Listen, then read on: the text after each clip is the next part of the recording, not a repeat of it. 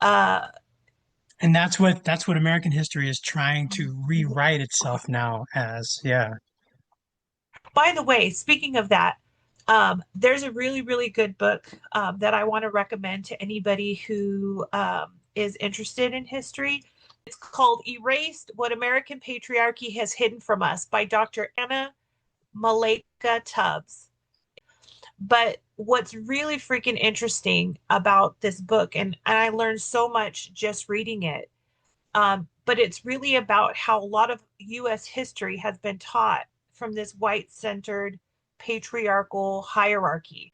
And so, where um, like a lot of the storytelling comes from is showing making heroes of the white men, making the contributions of the white men paramount to the vital roles that women and women of color have contributed to American society.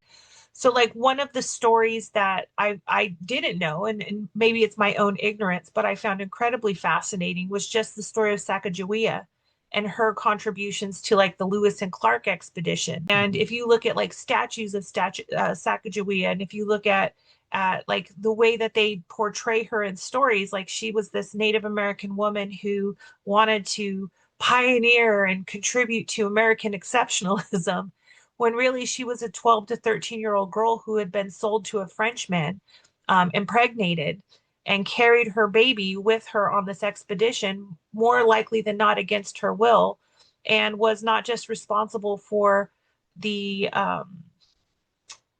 you know, communicating with other tribes and keeping Lewis and Clark safe and keeping them fed and keeping their clothes mended and all of that, um, but probably abused in all the ways that you can be abused as a young girl, out in the wilderness with a bunch of crusty old white men.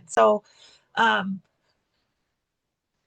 so history is subjective, like it's told by the storyteller, and the more that we repeat a story, the more we believe it to be the objective truth.